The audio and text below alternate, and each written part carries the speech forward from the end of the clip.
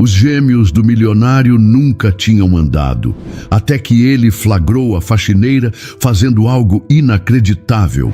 E o que aconteceu depois deixou todos sem palavras. Nossas histórias têm viajado longe. De onde você está assistindo hoje? Compartilhe com a gente nos comentários. Eu não quero mais o seu dinheiro, Sr. Lacerda. Pode ficar com ele.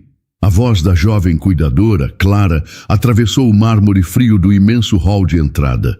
As malas dela já estavam junto à porta, uma declaração final de sua desistência.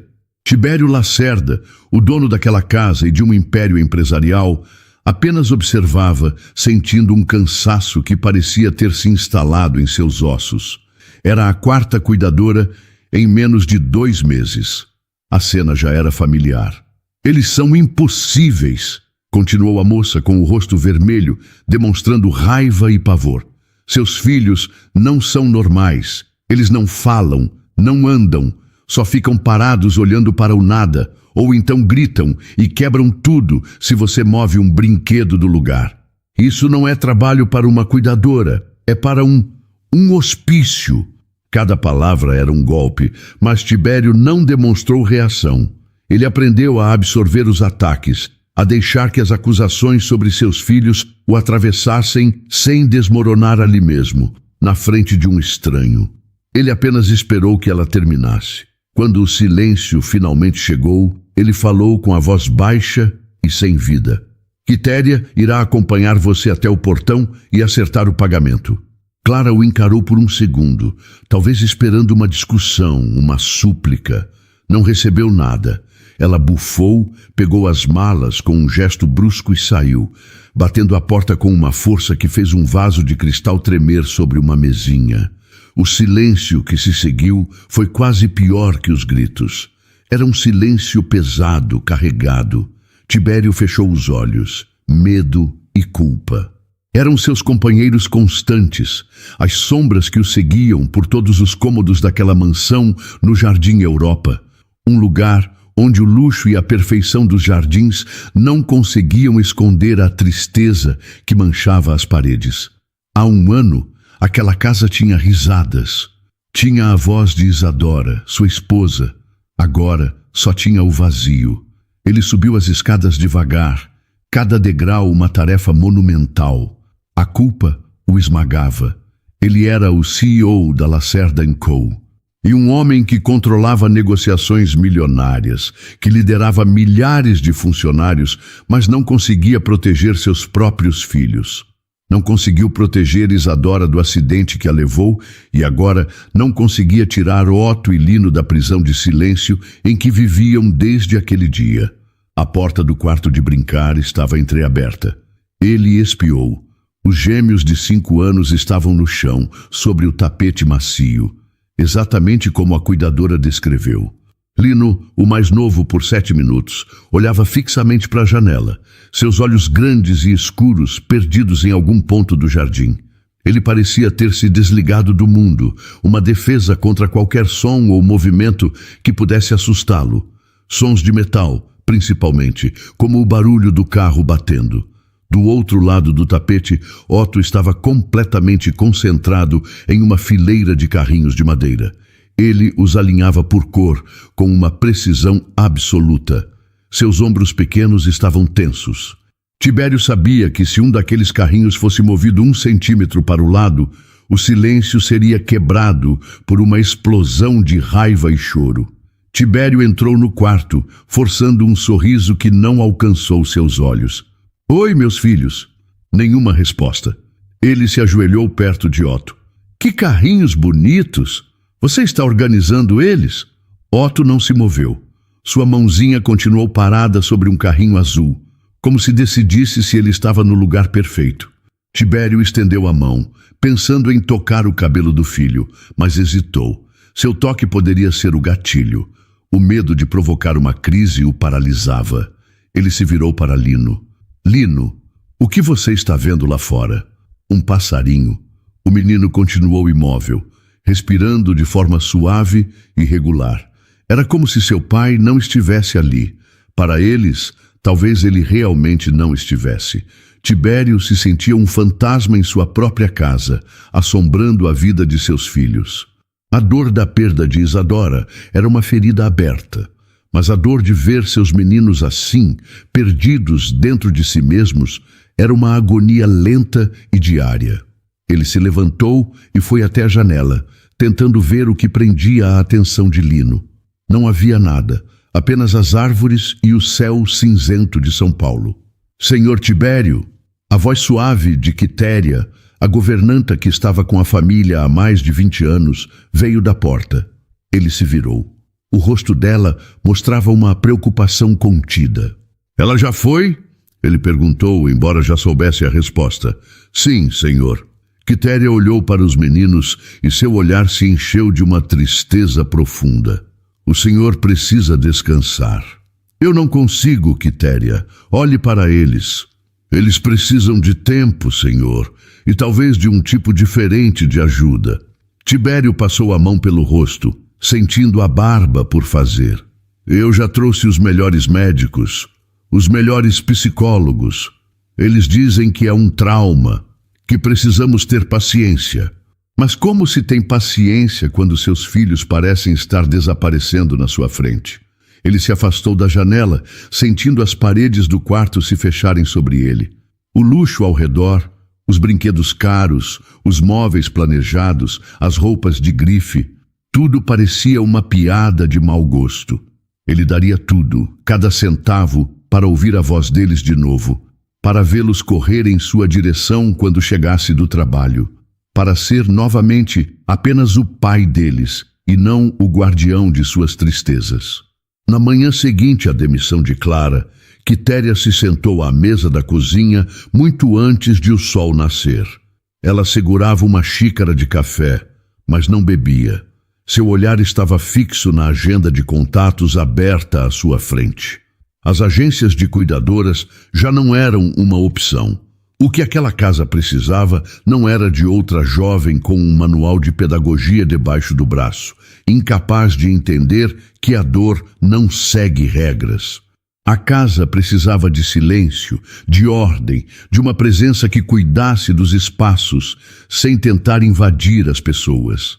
Ela pensou em Tibério, em sua agonia silenciosa. Pensou nos meninos perdidos em seu mundo particular. A decisão se formou em sua mente com uma clareza serena. Ela não procuraria uma cuidadora. Procuraria alguém para cuidar da casa. Alguém maduro, discreto, que entendesse que a poeira às vezes é menos pesada que a tristeza. Folheou a agenda, passando por nomes e números conhecidos, até que parou em um Adélia Munhoz, uma indicação antiga de uma amiga. A nota ao lado dizia apenas séria, eficiente, precisa de trabalho. A algumas dezenas de quilômetros dali, em um apartamento simples e impecavelmente limpo na Vila Buarque, Adélia Munhoz passava um pano úmido sobre o balcão da cozinha. A rotina era sua âncora. Acordar, limpar, organizar. Eram movimentos que seu corpo fazia sem que sua mente precisasse se envolver demais. O pensamento era um território perigoso, um lugar onde a imagem de um menino sorridente de cabelos cacheados ainda a esperava. Bruno. Ela empurrou a memória para o fundo, como fazia todos os dias. O luto era uma caixa que ela mantinha fechada, mesmo sabendo que seu peso a acompanhava por toda parte. Quando o telefone tocou, o som pareceu cortar o silêncio da manhã. Ela atendeu, com a voz calma e neutra. Dame, alô? Senhora Adélia Munhoz? A voz do outro lado era educada, firme. Meu nome é Quitéria. Falo da parte de Maria do Carmo. Ela me passou seu contato para um serviço de limpeza. Adélia sentiu uma pequena ponta de alívio. O dinheiro estava acabando. Sim, sou eu, bom dia. Em que posso ajudar? Eu sou a governanta de uma casa no Jardim Europa, explicou Quitéria, escolhendo as palavras com cuidado. É uma casa grande. O trabalho é de faxina geral, de segunda a sexta, horário comercial. Mas eu preciso ser honesta, senhora Adélia. É uma casa que precisa de paz. O patrão é um homem bom, mas passa por um momento difícil. Adélia permaneceu em silêncio, ouvindo. Ela entendia o que não era dito. Casas grandes guardavam problemas grandes. E tem os 2 filhos dele, continuou Quitéria, a voz baixando um pouco. 2 meninos de 5 anos. Eles são muito quietos. O ideal é que a senhora faça seu trabalho sem interagir muito. Apenas manter tudo em ordem. A senhora acha que consegue trabalhar assim? A menção às crianças fez algo se apertar dentro do peito de Adélia. Uma dor antiga, familiar. Ela quase recusou. Mas a necessidade era mais forte que a memória. Limpar, focar no chão, nas janelas, nos móveis. Ela conseguiria fazer isso. Sim, senhora, eu sou uma pessoa discreta. Quando posso começar? Naquele mesmo dia, Adélia desceu do ônibus e se viu diante dos portões altos da mansão Lacerda. O lugar era exatamente como ela imaginou. Imponente, perfeito e frio. Os jardins eram obras de arte, mas não havia um brinquedo fora do lugar, um sinal de vida infantil. Quitéria a recebeu na porta, com um sorriso contido. Seja bem-vinda, Adélia. Entre, por favor. Enquanto Quitéria a guiava pelos cômodos, explicando as tarefas, Adélia observava. Seu olhar era diferente. Ela tinha uma capacidade incomum de ver o que não era mostrado, de sentir o que não era dito. Via a rigidez na decoração, a ausência de fotos recentes, o ar pesado que nenhuma janela aberta conseguia ventilar. Então, do corredor, ela os viu. Quitéria parou diante de uma porta de vidro que dava para uma sala de brinquedos ensolarada. Ali são os meninos, Otto e Lino. Adélia olhou. Um menino alinhava carrinhos com uma concentração feroz. O outro olhava para o teto, completamente ausente. Eram apenas 2 crianças pequenas, mas um instinto profundo, nascido de uma dor que ela conhecia muito bem, a fez ver além do silêncio. Viu os ombros tensos de Otto, um sinal claro de que ele precisava desesperadamente controlar alguma coisa em seu mundo. Viu o olhar vazio de Lino, o olhar de alguém que aprendeu a se desligar para sobreviver. Seu coração deu um salto doloroso. Ela sentiu a atmosfera do lugar. Era um ambiente onde a calma parecia frágil, prestes a se quebrar a qualquer instante com um movimento errado.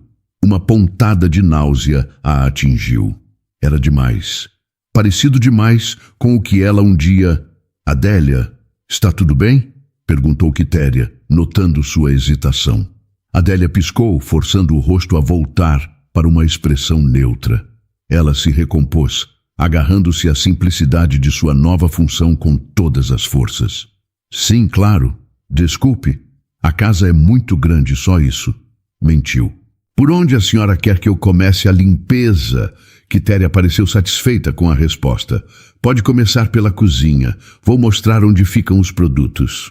Adélia concordou, aliviada por se afastar daquela porta de vidro. Seu trabalho era com baldes e panos, não com as tristezas de uma família que ela não conhecia. E era exatamente assim que as coisas precisavam continuar. O primeiro dia de trabalho de Adélia na mansão Lacerda foi uma imersão em um silêncio organizado e frágil. Ela se movia pelos cômodos como uma sombra, armada com panos e produtos de limpeza, focada em sua tarefa. Quitéria havia sido clara. A discrição era fundamental. Adélia pretendia honrar o acordo. Ela estava ali para limpar superfícies, não para decifrar pessoas. Mas os meninos estavam por toda parte, mesmo quando não eram vistos. A presença deles estava na ordem intocável dos brinquedos, na comida mal tocada na cozinha, nas portas que permaneciam sempre entreabertas. Naquela primeira tarde, enquanto espanava uma estante na sala de estar, ela teve um vislumbre do mundo de Otto. O menino estava no tapete, criando uma cidade com blocos de madeira. A estrutura era perfeitamente simétrica, cada peça alinhada com uma precisão matemática. Adélia, ao se esticar para alcançar o topo da estante, esbarrou com o cotovelo em um pequeno soldado de chumbo que guardava a entrada da cidade de blocos. A peça tombou com um baque suave.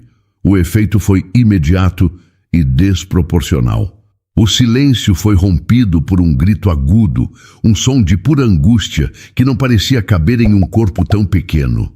Otto se encolheu no chão, as mãos sobre as orelhas, o rosto vermelho. Não era uma birra, era pânico. Quitéria apareceu em segundos, o rosto cansado de quem já viveu aquela cena centenas de vezes. Ela não olhou para Adélia, mas para o menino. Calma, meu bem, calma, já vamos arrumar. Com movimentos lentos e cuidadosos, ela se ajoelhou, pegou o soldado de chumbo e o colocou exatamente no mesmo lugar, na mesma posição. Aos poucos, os gritos de Otto diminuíram até se transformarem em soluços baixos. Ele não olhou para nenhuma das duas, apenas fixou os olhos no soldado, agora de volta ao seu posto, e sua respiração começou a se acalmar. Quitéria se levantou e falou com Adélia em um sussurro, enquanto o menino ainda se recuperava do susto. Não se preocupe, não foi sua culpa. Com o Otto, tudo precisa estar sempre no mesmo lugar. É o jeito dele de manter as coisas seguras. Adélia apenas concordou com a cabeça, o coração apertado. Ela sentiu uma pontada de reconhecimento naquela necessidade de ordem, na tentativa desesperada de controlar um pequeno pedaço do mundo, quando todo o resto parecia ter desmoronado. Mais tarde, o mundo de Lino se revelou. Adélia estava na cozinha, polindo a bancada de aço, quando um entregador deixou cair uma caixa de metal no pátio de serviço. O barulho foi alto, um estrondo que fez Adélia se sobressaltar. Do seu lugar na sala, Lino, que estava sentado no sofá, olhando um livro de figuras, sem realmente vê-lo, enrijeceu. Adélia olhou para ele instintivamente. O menino não gritou como o irmão. Ele fez o oposto. Seus ombros se encolheram. Seus olhos se arregalaram por um instante com um terror profundo. E então, como uma vela sendo apagada, ele se apagou. O olhar ficou vago, o corpo perfeitamente imóvel. Ele se desligou, viajando para um lugar seguro dentro de si mesmo, longe do som que o lembrava do acidente. Quando Quitéria passou pela sala minutos depois, viu o estado do menino e apenas suspirou. Ah, Lino, esses barulhos o assustam muito, disse ela para Adélia, em um tom de explicação triste. Ele fica assim por um tempo, depois volta. Adélia observou o menino, sentindo uma imensa compaixão. Enquanto a dor de Otto explodia para fora, a de Lino implodia, deixando um vazio assustador em seu lugar. Eram dois irmãos gêmeos, respondendo ao mesmo trauma de formas opostas, cada um preso em sua própria ilha de sofrimento. No final do dia, enquanto guardava seus materiais, viu Tibério chegar. Ele não parecia o CEO de uma grande empresa, mas sim um homem carregando o peso do mundo. Ele foi direto para a sala onde os meninos estavam. Adélia o observou de longe. Viu a maneira como ele se aproximava dos filhos, com uma hesitação cuidadosa, como se temesse quebrá-los ainda mais. Na hora de ir embora, ela passou pelo corredor do andar de cima e viu a cena que completou o quebra-cabeça daquele dia. Tibério estava no quarto dos meninos, acendendo duas pequenas luminárias, uma ao lado de cada cama. A luz era suave, amarelada, mas ele não apagou a luz principal do quarto. Ao sair, ele não fechou a porta por completo, deixando uma fresta generosa. A luz do corredor também ficou acesa. O medo morava naquela casa. Era um morador permanente, que não ia embora quando o sol se punha. Ele dormia nos quartos, com as luzes acesas e as portas abertas. Um lembrete constante de que a escuridão e o silêncio completo eram perigosos demais para se enfrentar. Caminhando para o ponto de ônibus, de volta para sua vida e seu próprio luto silencioso, Adélia não conseguiu se livrar das imagens dos meninos. Ela não queria sentir aquilo, aquela conexão, aquela dor que parecia um reflexo da sua. Mas era tarde demais. A dor de Otto e Lino já tinha encontrado um lugar para morar dentro dela. A imagem dos meninos, cada um perdido em sua ilha particular de dor, acompanhou Adélia durante toda a noite. Em seu pequeno apartamento, onde o silêncio era uma escolha e não uma doença, ela repassou cada detalhe da mansão Lacerda. A luz fria e quase hospitalar dos quartos, as portas que batiam com as correntes de ar, o eco dos passos no mármore. O mundo dos meninos era um campo minado de estímulos agressivos. Ela se deitou, mas o sono não veio. Uma parte dela, uma parte que ela tentava silenciar há anos, começou a sussurrar. Não era seu trabalho. Ela sabia. Ela era a faxineira. Seu dever era com o brilho do chão e a ausência de pó nos móveis, mas a imagem de Lino se apagando e de Otto explodindo em pânico não a deixava em paz. Aquela parte adormecida dela não falava em diagnósticos ou terapias, falava em coisas mais simples, em conforto, em segurança. E talvez, ela pensou, arrumar a casa também significasse arrumar o ambiente para ser um pouco mais gentil. Com essa justificativa, com esse disfarce, ela finalmente conseguiu fechar os olhos. No dia seguinte, Adélia chegou para trabalhar com uma nova determinação. Suas ações eram pequenas, quase invisíveis, sempre sob o pretexto de uma organização mais eficiente. Ela começou pela iluminação. Encontrou Quitéria na cozinha enquanto a governanta organizava o cardápio da semana. Dona Quitéria, com licença, começou Adélia, com seu tom de voz sempre respeitoso. Eu notei que algumas lâmpadas da casa têm uma luz muito branca, muito forte. Ontem, quando o dia escureceu, o ambiente ficou um pouco frio. Às vezes, uma luz mais amarelada, mais quente, deixa o lugar mais aconchegante, não acha? Ajuda a acalmar a vista. Quitéria a olhou, um pouco surpresa com a observação. É verdade, Adélia. Nunca parei para pensar nisso. É tudo tão automático. O Sr. Tibério certamente não se importaria com a troca. Com essa permissão, Adélia encontrou lâmpadas de luz quente no depósito e, ao longo do dia, enquanto limpava os quartos, fez a troca no quarto dos meninos e na sala de brinquedos. A mudança era sutil, mas o brilho agressivo deu lugar a um tom dourado e suave. Depois, ela cuidou dos ruídos. Na sala de jantar, as cadeiras arrastavam no chão de madeira com um som agudo. Adélia, com a desculpa de que isso pode riscar o verniz, passou a manhã colando pequenos discos de feltro em cada pé de cadeira. A porta da biblioteca, que batia com o vento, ganhou um peso de porta discreto que ela encontrou em um armário. Para não estragar a parede, Dona Quitéria, explicou, e a governanta apenas concordou, satisfeita com tamanha atenção aos detalhes. Seu projeto mais ousado veio à tarde. Em um canto da sala de brinquedos que parecia pouco usado, Adélia criou o que para si mesma chamou de estação de calma. Ela limpou o local e estendeu um pequeno tapete de lã, incrivelmente macio ao toque. Depois, arrumou em uma cesta de vime alguns objetos que encontrou durante a limpeza. Uma pedra de rio lisa e pesada, um retalho de veludo azul, uma escova com cerdas muito suaves e uma pinha seca. Quando Quitéria passou e viu, Adélia logo se adiantou. Eu estava limpando o armário do corredor e achei essas coisas guardadas. Pensei que os meninos poderiam se distrair um pouco com elas aqui neste cantinho. Se a senhora achar que não é bom, eu guardo de novo. Deixe aí, Adélia. Não faz mal nenhum, disse Quitéria, dando de ombros. A peça final de sua estratégia silenciosa foi o quadro de previsibilidade. Ela comprou uma pequena lousa magnética e alguns ímãs com desenhos simples. Apresentou a ideia para Quitéria com o pretexto de se ajudar. Sabe, Dona Quitéria, a casa é tão grande e com tantas rotinas que às vezes eu me perco no que preciso fazer em seguida. Pensei em fazer um quadro simples, com desenhos, só para a gente se organizar melhor. Ela mostrou os ímãs.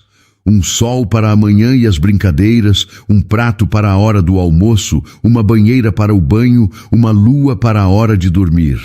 Ajuda até a mim a não me esquecer de nada. Era a desculpa perfeita. Parecia apenas um zelo de uma funcionária organizada.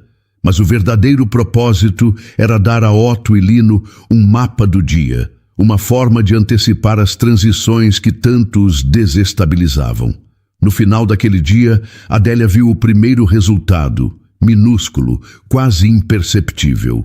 Otto, antes de ir para o jantar, parou e olhou para o quadro, onde o ímã de prato estava ao lado do ímã de sol. Ele não surtou quando Quitéria o chamou. Apenas se levantou e foi, um pouco menos tenso. Mais tarde, de longe, Adélia viu Lino, que parecia agitado, caminhar lentamente até o canto do tapete macio. Ele se sentou e pegou a pedra lisa, sentindo seu peso e sua textura na palma da mão. Sua respiração, antes curta, pareceu se aprofundar um pouco. Ninguém mais notou, mas Adélia notou, e ao observar, sentiu um calor no peito, uma pequena chama de esperança.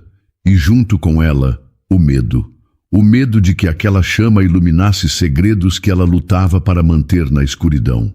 As semanas passaram, e as pequenas mudanças de Adélia se tornaram parte da rotina da mansão.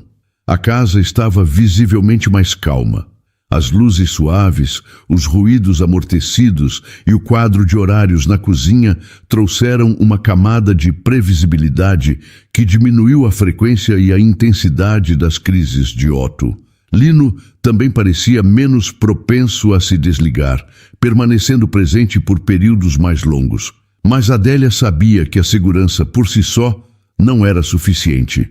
A apatia era agora o principal inimigo. Os meninos estavam seguros em seu casulo, mas continuavam presos nele. Observando-os da porta da cozinha, ela via dois mundos parados. Otto no chão, construindo e reconstruindo a mesma fortaleza de blocos. Lino na poltrona, com o olhar perdido no jardim.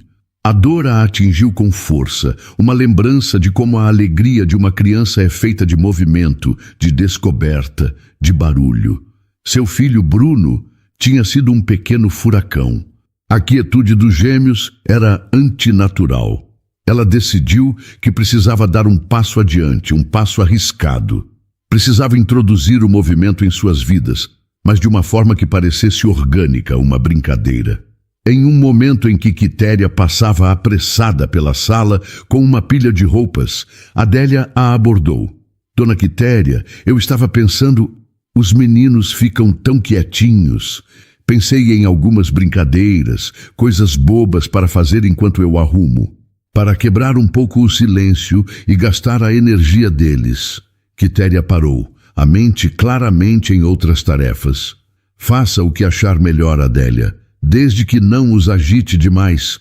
Você tem se mostrado muito sensata. Era a permissão vaga de que Adélia precisava. E assim, ela começou, sempre em momentos em que estava a sós com os meninos. Quando notava Otto ficando tenso com seus brinquedos, ela começava o jogo do comandante em voz baixa, como se falasse consigo mesma. Comandante Adélia se preparando, puxando o ar em 3 segundos, segurando por 4, soltando o ar bem devagar. Após alguns dias, ela percebeu que a respiração do menino começava a seguir o ritmo da dela, de forma quase imperceptível, acalmando-o antes que a crise se instalasse.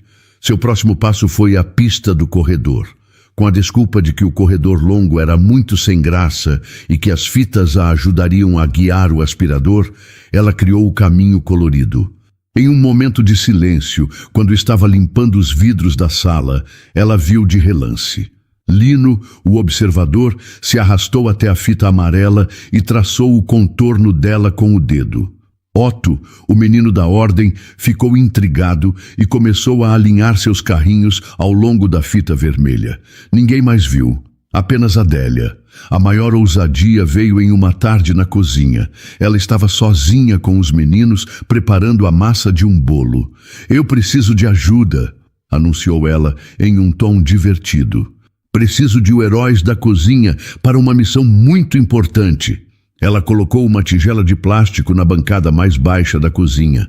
"A missão de vocês é segurar esta tigela com muita força enquanto eu coloco a farinha.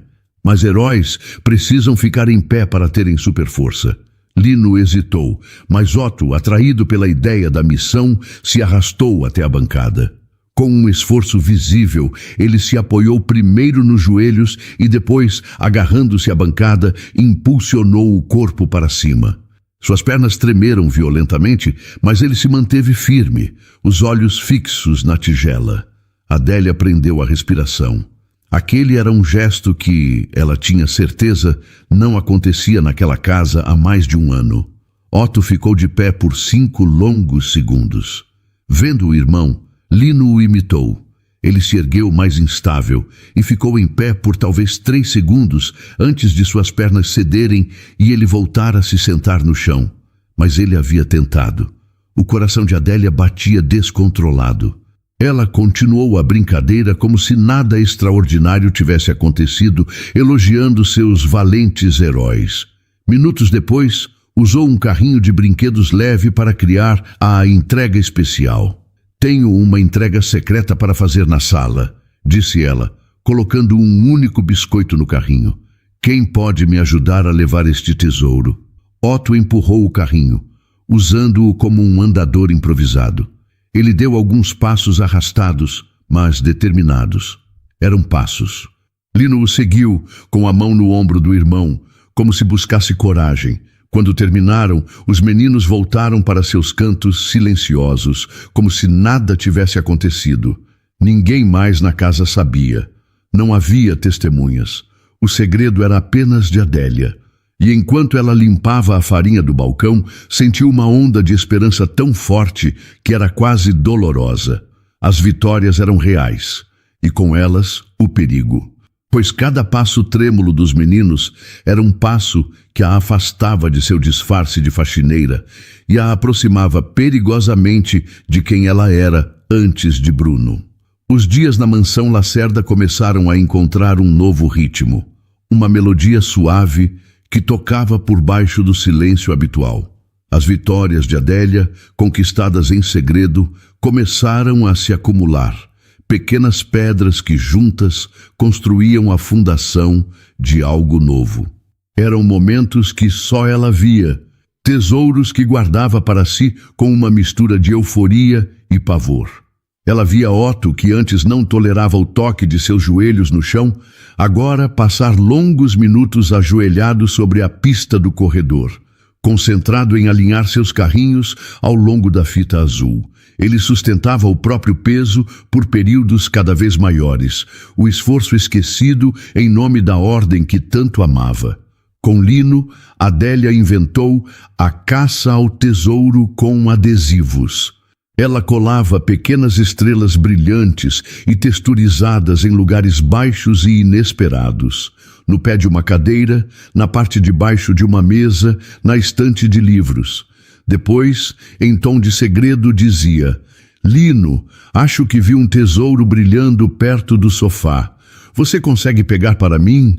E Lino, motivado pela curiosidade, se inclinava, apoiava as mãos no chão para se equilibrar e, para alcançar o adesivo, firmava a planta de um dos pés no tapete, um movimento fundamental que ele não fazia há mais de um ano. Ele pegava o adesivo, olhava para ele em silêncio e o colava na própria mão. Uma pequena conquista, invisível para o resto do mundo.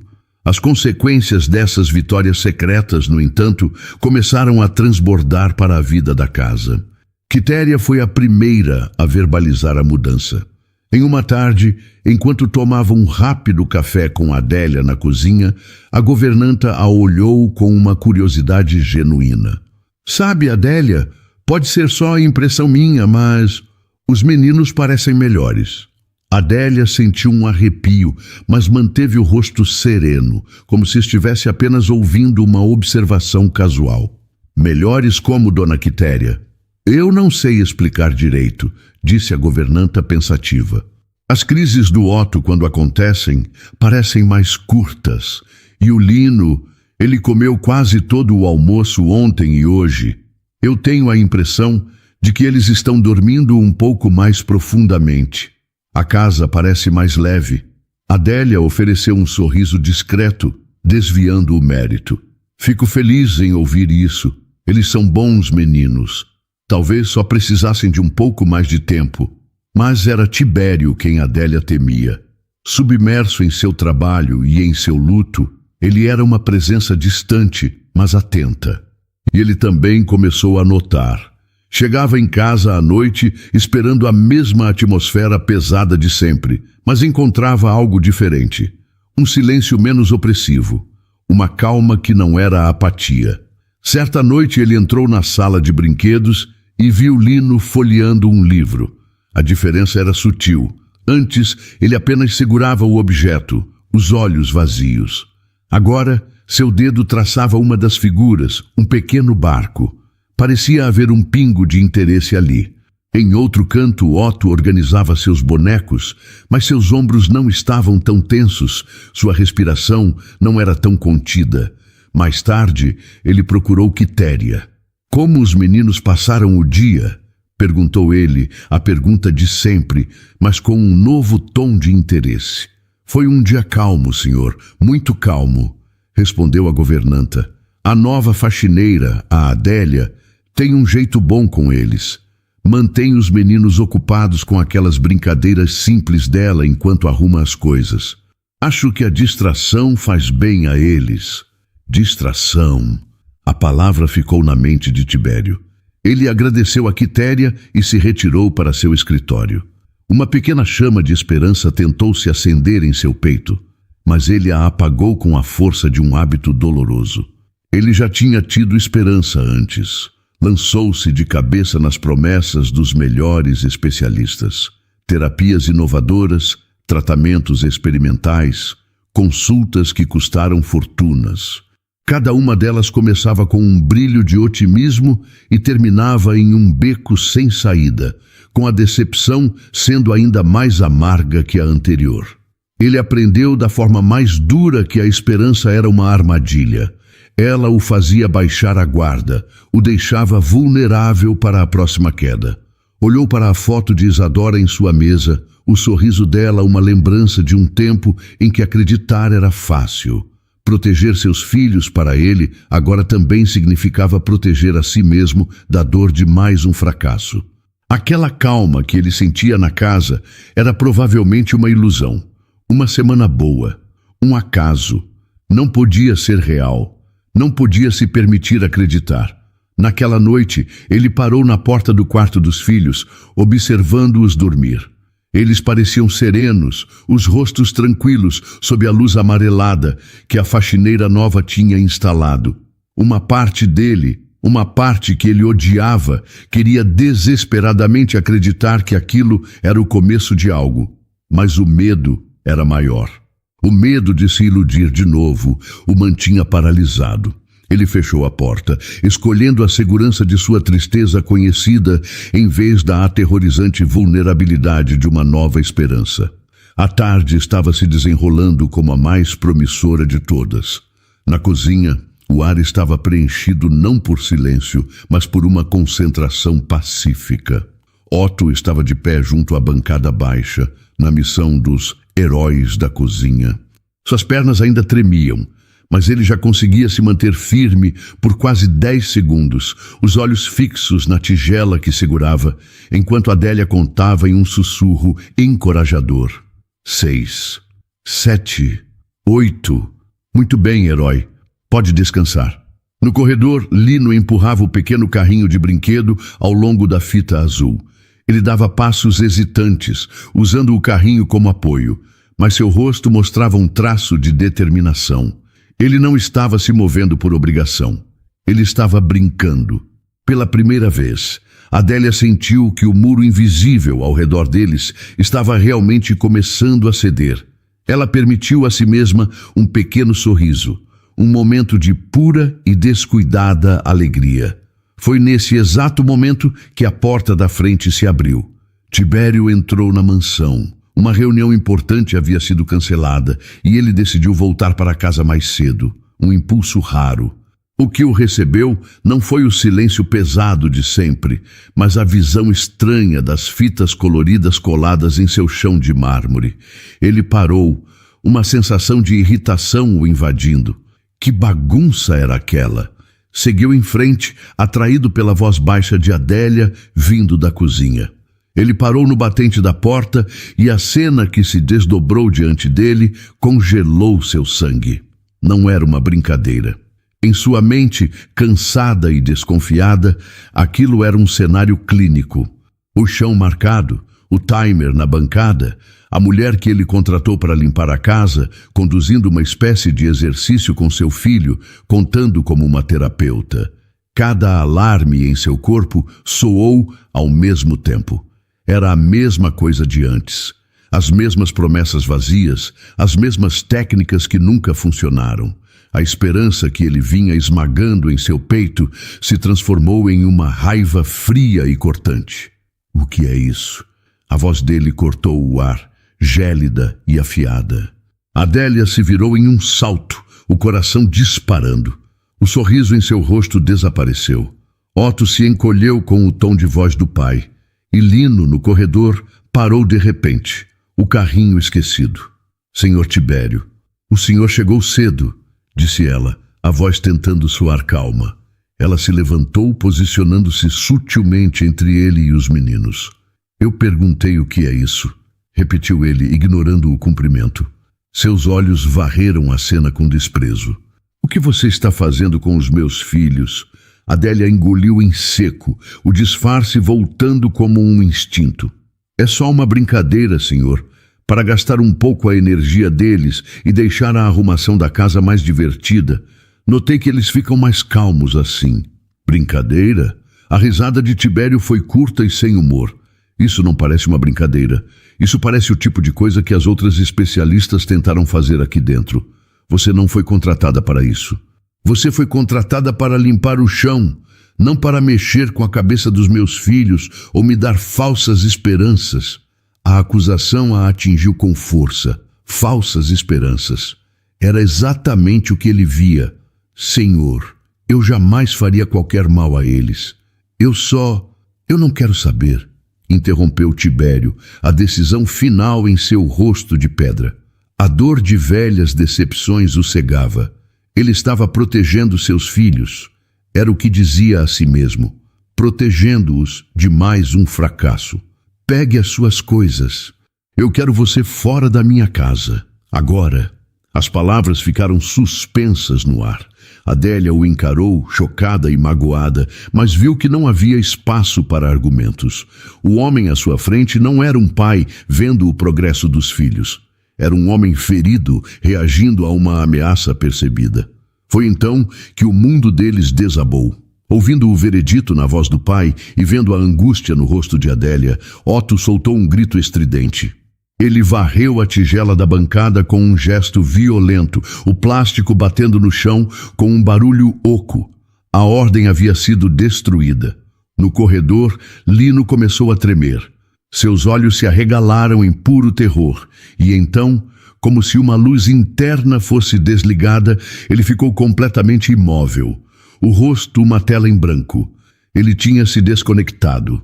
A calma que Adélia levara semanas para construir foi aniquilada em menos de 1 minuto. O corredor, que era uma pista de esperança, agora parecia um campo minado. O silêncio voltou, mas desta vez era um silêncio de pânico e desolação. Com o coração partido, Adélia foi até o pequeno armário, pegou sua bolsa e seu casaco. Ela olhou uma última vez para a cena, para o menino que gritava e para o menino que tinha se transformado em pedra. E para o pai, de pé no meio do caos que ele mesmo criou, convencido de que tinha feito a coisa certa. Ela se virou e saiu, fechando a porta da frente suavemente atrás de si, deixando a família Lacerda se afogar de volta na escuridão. Assim que a porta se fechou atrás de Adélia, a frágil paz da mansão Lacerda se estilhaçou por completo. Tibério ficou paralisado no meio da sala, o grito de Otto perfurando seus ouvidos, a imobilidade de Lino sendo uma acusação silenciosa. Por um momento, ele se agarrou à sua convicção. É só o estresse da situação, disse a si mesmo. Eles vão se acalmar. Eu fiz a coisa certa. Eu os protegi, mas as horas que se seguiram provaram o contrário. A crise de Otto não passou. ela se transformou em um lamento baixo e contínuo que se arrastou pela noite. Ele não tocou no jantar. Lino foi carregado para a cama por Quitéria, seu corpo mole como o de um boneco de pano, seus olhos abertos, mas vazios. Na manhã seguinte, a casa acordou pior. A atmosfera não era mais de calma ou de tristeza. Era de um desespero opressivo. Tibério, que mal havia dormido, encontrou Otto na sala, mas ele não estava com seus blocos. Os brinquedos que antes eram seu santuário de ordem estavam espalhados pelo tapete, abandonados. O menino estava encolhido em um canto, recusando-se a olhar para qualquer pessoa. Na mesa do café da manhã, o prato de Otto ficou intocado. "Filho, você precisa comer. Só um pouco", pediu Tibério, a voz mais suave do que se sentia. Otto virou o rosto, o gesto uma rejeição absoluta. A situação de Lino era ainda mais alarmante. Ele não havia saído da cama. Quitéria tentou levá-lo ao banheiro, vesti-lo, mas o menino permanecia deitado, virado para a parede. Seu refúgio dentro de si mesmo tinha se tornado uma fortaleza impenetrável. O dia se arrastou como uma tortura. Tibério cancelou suas reuniões, incapaz de sair de casa. Ele andava de um lado para o outro, a impotência o consumindo. Tentou de tudo. Ofereceu brinquedos novos, prometeu passeios, até mesmo levantou a voz em um momento de pura frustração, algo que se arrependeu no instante seguinte. Nada. Era como se a partida de Adélia tivesse levado com ela a chave que abria o mundo dos seus filhos. No final da tarde, a tensão entre ele e Quitéria era quase insuportável. "Ele não comeu nada o dia inteiro, Quitéria", disse Tibério, a voz carregada de pânico. "E Lino não se mexe. Talvez eu deva chamar um médico."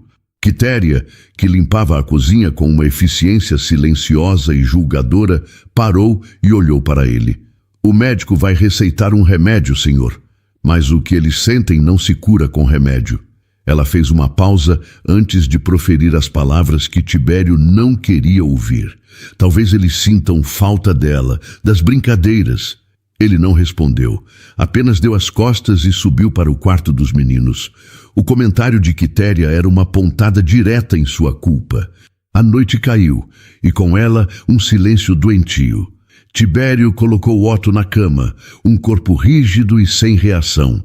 Depois foi até a cama de Lino e o cobriu, o menino ainda na mesma posição. Sentindo-se um completo fracasso, ele começou a arrumar a bagunça de brinquedos que Otto havia deixado no chão. Foi um gesto automático, a necessidade de impor alguma ordem em meio ao caos. Foi então que ele viu, caído atrás da mesinha de cabeceira, um pedaço de papel amassado. Ele o pegou. Era um desenho. As linhas eram infantis, tortas, mas a imagem era inconfundível. Havia duas figuras pequenas, uma com o cabelo espetado como o de Otto, a outra um pouco menor.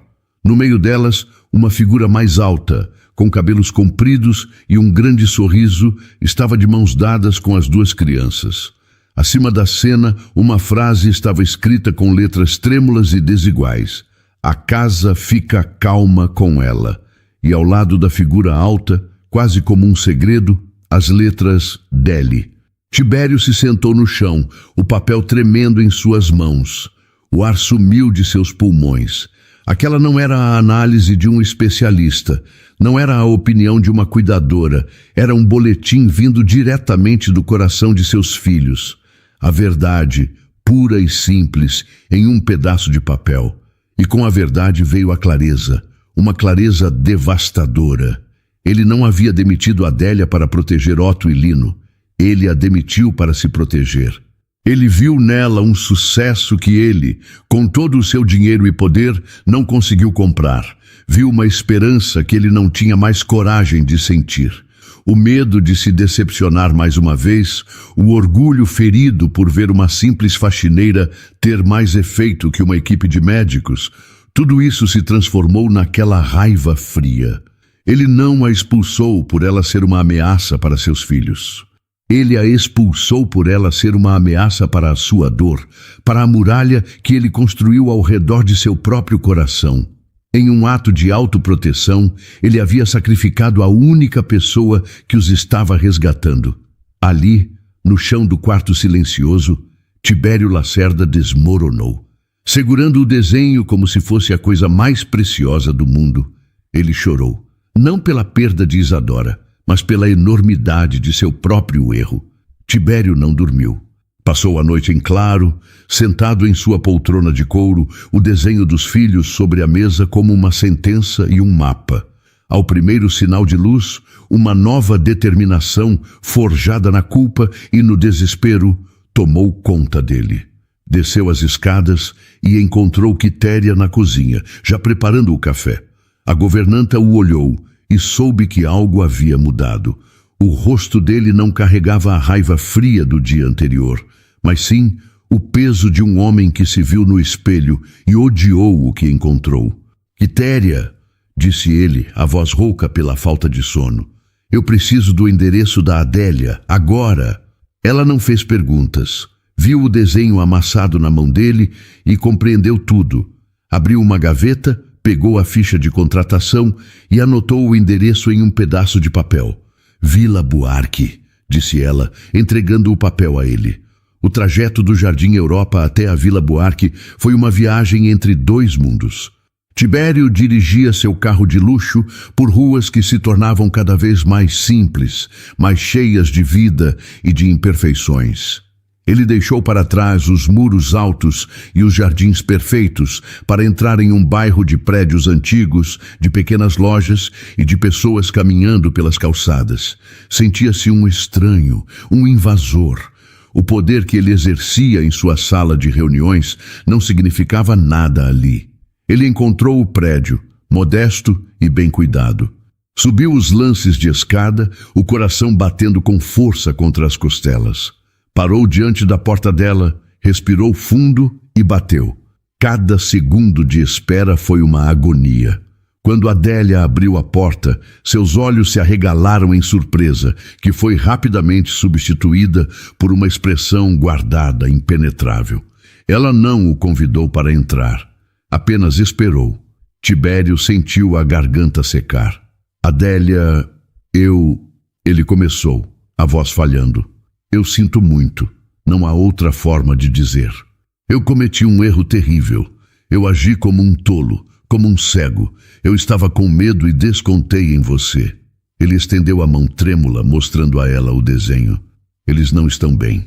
Eles estão piores do que nunca. Eles sentem a sua falta. Ele a olhou nos olhos, despindo-se de todo o seu orgulho. Eu preciso que você volte. Por favor. Adélia olhou para o desenho e, por um instante, a muralha em seu rosto tremeu. Ela olhou de volta para ele e sua voz, quando veio, era firme, sem traços de submissão. Entrar pela porta dos fundos não adiantou, Sr. Tibério. Se eu voltar, não será como antes. Tibério concordou com a cabeça, desesperado. Qualquer coisa, o que você quiser. Não é o que eu quero, é o que é preciso para eles. Corrigiu ela, e pela primeira vez ele viu a profissional por trás da faxineira. Como o senhor achou que eu sabia o que fazer com eles?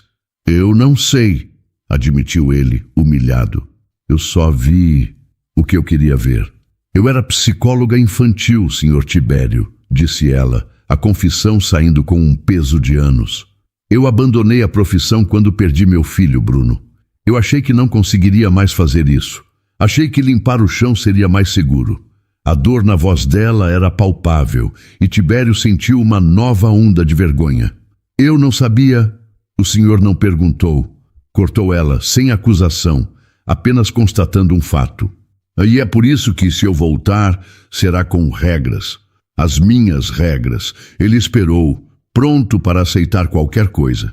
Primeiro, transparência total. O senhor vai saber de cada passo, de cada brincadeira, de cada objetivo.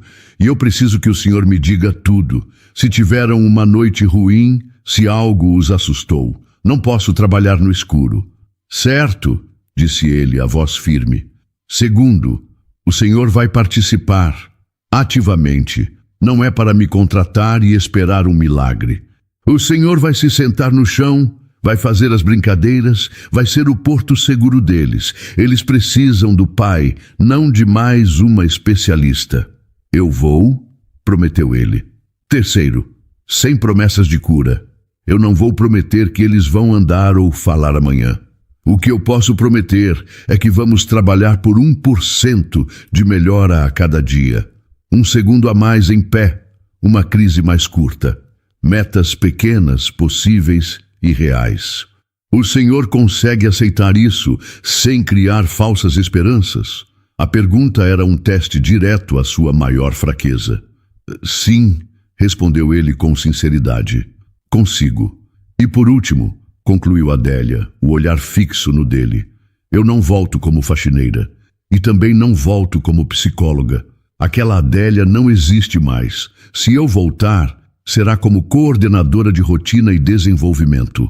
Meu propósito será criar um ambiente onde eles se sintam seguros para tentar. É um trabalho de propósito, não de título. O senhor entende? Tibério olhou para aquela mulher, para sua força, sua clareza, sua dor. Ela não estava pedindo um emprego. Estava oferecendo um caminho, uma parceria. Entendo, disse ele com uma convicção que não sentia há muito tempo. Coordenadora de rotina e desenvolvimento. Eu aceito todas as condições. Por favor, Adélia, volte. A manhã seguinte nasceu cinzenta e chuvosa. O som das gotas batendo nas janelas da mansão, criando uma melodia suave e introspectiva. Adélia não entrou pela porta dos fundos. Entrou pela entrada principal, onde Tibério a esperava. Ele não vestia seu terno de CEO, mas uma calça casual e uma camisa simples. Seus olhos, embora cansados, não continham a sombra da raiva, apenas a luz frágil de uma determinação recém-nascida. Bom dia, Adélia, disse ele, a formalidade de senhor ausente de sua voz. Bom dia, Tibério, respondeu ela, aceitando a mudança. O primeiro passo era reconstruir a confiança. Adélia não foi direto para as brincadeiras. Passou a primeira hora apenas presente na sala de brinquedos, sentada no chão, enquanto os meninos, ainda retraídos, a observavam de longe. Tibério se sentou em uma poltrona próxima, lendo um livro, sua presença calma, sendo uma âncora de segurança. Depois de um tempo, Adélia começou a cantarolar uma canção de ninar, a mesma que cantava para Bruno. Lino, o menino que se apagava, virou a cabeça em sua direção, um brilho de curiosidade em seu olhar. Foi o primeiro sinal. Com a paciência de quem entende que a cura é um processo lento, Adélia pegou o rolo de fita adesiva colorida. Vamos reconstruir nossa pista, disse ela, mais para si mesma do que para os outros. Tibério se levantou. Eu ajudo. Juntos, sob o olhar atento dos gêmeos, eles refizeram o caminho de fitas no corredor de mármore. O ato de refazer a pista era simbólico. Eles estavam reconstruindo o caminho da esperança que havia sido quebrado. Quando terminaram, Adélia olhou para Tibério. Seu coração batia forte, mas sua voz era firme. Era a hora do teste final do novo pacto. Agora é a sua vez. O senhor será o tesouro no final da pista. O que eu faço? Perguntou ele, a voz cheia de uma humildade que ela nunca tinha ouvido. Ajoelhe-se ali, instruiu ela, apontando para um lugar a uns 3 passos de distância do fim da fita. E espere por eles, com os braços abertos. Tibério foi sem hesitar. Ele se ajoelhou no chão frio, um homem acostumado a comandar impérios agora, reduzido à posição mais vulnerável de todas. Um pai esperando por seus filhos. Ele abriu os braços, o rosto uma tela de medo, amor e uma súplica silenciosa. Adélia se aproximou dos meninos e pegou o pequeno carrinho de brinquedo. Olhem, meninos, o papai está esperando por vocês. É a entrega mais especial de todas. Ela deu um empurrãozinho no carrinho. Otto, sempre o mais impulsivo, colocou as mãos sobre ele. Ele o empurrou por um instante, mas então o soltou. Seus olhos se fixaram no pai, naquela figura de braços abertos que era, ao mesmo tempo, um convite e um desafio assustador. Ele se ergueu sobre os joelhos, as pernas tremendo. Então, com um soluço contido, ele levantou um pé, depois o outro. Ele estava de pé, vacilante, o corpo inteiro tremendo com o esforço. Deu um passo. Foi mais um arrastar de pé do que um passo, mas ele não caiu. As lágrimas começaram a rolar por seu rosto, silenciosas. Ele deu um segundo passo, um gemido de esforço escapando de seus lábios. Ele estava chorando, não de dor, mas de medo e superação. E então ele praticamente se jogou para a frente, caindo nos braços do pai. Tibério o agarrou, abraçando-o com força, o rosto enterrado nos cabelos do filho. Lino, que observava tudo com os olhos arregalados e cheios de lágrimas, viu o irmão seguro no abraço do pai. Aquela imagem pareceu lhe dar a coragem que lhe faltava. Ele se levantou, mais instável que Otto. Deu um passo trêmulo. Depois, um segundo. Seu olhar estava fixo em seu pai e seu irmão. Ele deu um terceiro passo, um passo maior, mais decidido, e então também desabou, juntando-se ao abraço. No chão de mármore daquele corredor, os três choravam juntos. Tibério abraçava seus dois filhos, sentindo o peso e o calor de seus corpos contra o seu. Eram lágrimas de tristeza por todo o tempo perdido, mas também de uma gratidão tão imensa que doía. Não era um milagre, era algo mais forte. Era o resultado do trabalho, da dor, da coragem de tentar. Adélia ficou para trás, perto da parede, dando à família aquele momento sagrado. As lágrimas também escorriam por seu rosto, uma mistura da alegria por eles e da saudade eterna de seu próprio menino. Mais tarde, quando a calma se reinstalou, Tibério se aproximou dela, os olhos ainda vermelhos. Eu não sei como agradecer, Adélia. Não me agradeça, disse ela, a voz suave. Agradeça a eles, pela coragem, e a si mesmo. O Senhor foi o motivo pelo qual eles andaram hoje. Naquele dia, Tibério formalizou o novo papel de Adélia na frente de toda a equipe da casa. Ela era a coordenadora de rotina e desenvolvimento, mas o título não importava. O que importava era o novo verbo que a mansão Lacerda aprendeu. Não era curar nem consertar, era tentar. Todos os dias juntos eles iriam tentar. Um passo de cada vez. Um ano depois, o sol da tarde de sábado derramava uma luz dourada sobre o jardim da mansão Lacerda. Um ano antes, aquele mesmo jardim era uma obra de arte estéril, um lugar de silêncio e perfeição intocada. Hoje, era um lugar de vida. Havia um gol de futebol torto na grama, um balde cheio de carrinhos, perto de um canteiro de rosas, e o mais importante de tudo, havia risadas. Você não me pega! Gritou Otto, agora com 6 anos, correndo desajeitadamente pela grama, as pernas fortes e cheias de energia. Pego sim! Respondeu Lino, sua voz mais baixa, mais clara e cheia de uma alegria contida. Ele corria atrás do irmão, um sorriso genuíno iluminando seu rosto. Sentados em um banco de madeira, sob a sombra de um ipê, Tibério e Adélia observavam a cena. Havia uma facilidade entre eles, uma cumplicidade forjada nas trincheiras da dor e da esperança. Adélia não era mais a coordenadora, nem a faxineira. Era apenas Adélia. E Tibério não era mais o chefe, o CEO quebrado. Era apenas Tibério. Juntos, eles formavam o centro de gravidade daquela pequena família. Olhe para o Otto. Ele vai acabar pisando nas rosas da Quitéria de novo, comentou Tibério, um tom de falsa preocupação em sua voz. Adélia sorriu, o olhar fixo nos meninos. Deixe ele. Uma rosa amassada é muito mais fácil de consertar do que um menino quieto. Tibério virou-se para ela. O amor e o respeito em seus olhos eram evidentes. Você me ensinou isso. O último ano tinha sido um processo lento e trabalhoso. Houve regressões, dias difíceis, crises que os testaram até o limite.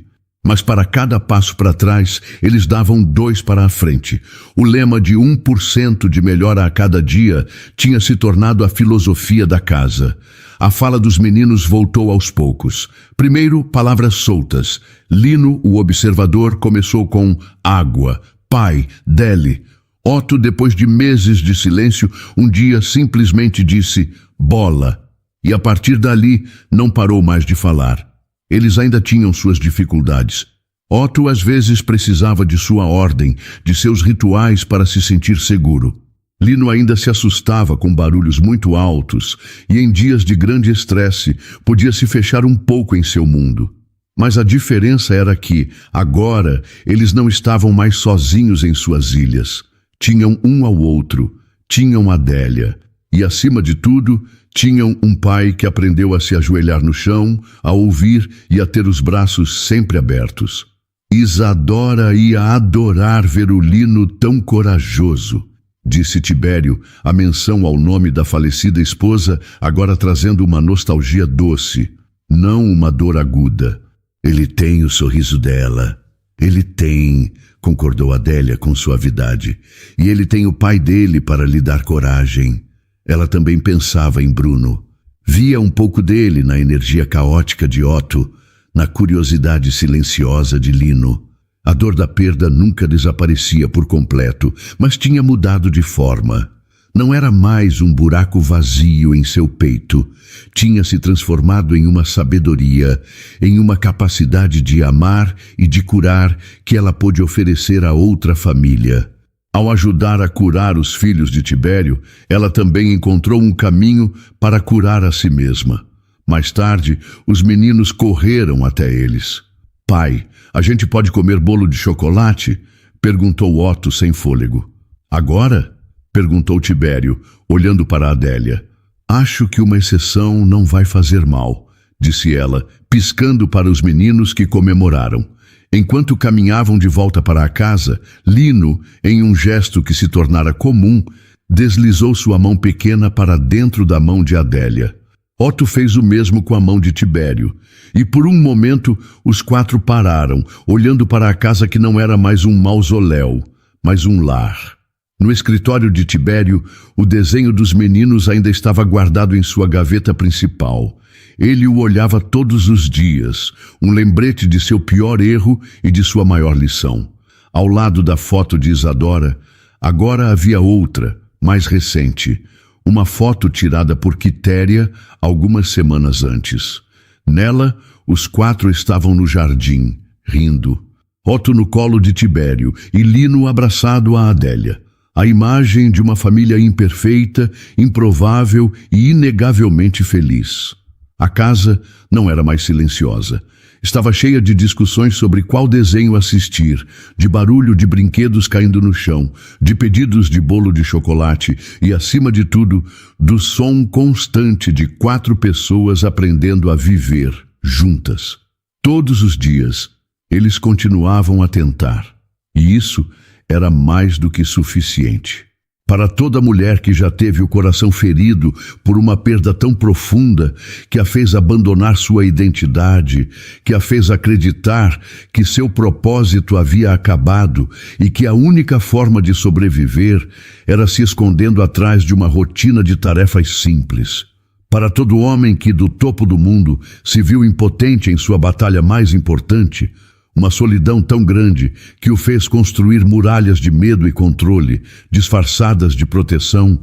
Para você que, para não sentir mais dor, se cercou de silêncio, de ordem, de distância emocional, acreditando que a segurança estava em não sentir, em não ter esperanças.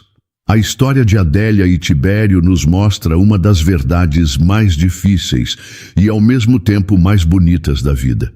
Às vezes, a cura para a nossa maior dor não vem dos especialistas, do dinheiro ou do poder, mas sim do lugar que menos esperamos. Pode vir de uma faxineira silenciosa que entende a linguagem da alma ou de um CEO que tem a coragem de admitir sua fraqueza. Pode vir de um simples desenho em papel amassado. Ela nos ensina que seguir em frente não é esquecer a ferida, a ausência de Isadora ou a saudade eterna de Bruno, mas sim decidir que a cicatriz não vai mais governar o futuro. É ter a coragem de olhar para o passado, reconhecer a dor que ele causou e ainda assim escolher dar um passo trêmulo em um corredor marcado por fitas coloridas. E nos mostra, acima de tudo, que as pessoas não são definidas por seus títulos, mas pela coragem de suas ações. Uma mulher pode sim usar seu dom mais precioso sem precisar de um diploma na parede. E um homem pode encontrar seu verdadeiro poder não ao fechar um grande negócio, but ao se ajoelhar no chão e abrir os braços para seus filhos, tornando-se ele mesmo o porto seguro. Que esta história seja um lembrete de que um coração bom, mesmo que quebrado pela dor e pela decepção, ainda possui uma capacidade infinita de amar e de se reconstruir. E que o amor verdadeiro não é aquele que é perfeito e sem falhas, mas aquele que tem a coragem de trocar as lâmpadas para deixar o ambiente mais quente, de colocar feltro nos pés das cadeiras para suavizar os ruídos e de construir um novo pacto baseado em confiança e em 1% de melhora a cada dia. Não feche as portas para a felicidade por medo da dor que já passou. Às vezes, a cura e o amor batem à nossa porta da forma mais inesperada, disfarçados de um novo emprego ou de um pedido de ajuda desesperado. E se tivermos a coragem de acolhê-los, eles podem se tornar a nossa maior e mais bela bênção. E então, o que achou da história? Deixe sua opinião nos comentários. Adoramos saber o que você pensa. Não se esqueça de deixar seu curtir no vídeo para nos apoiar e de se inscrever no canal. Até a próxima!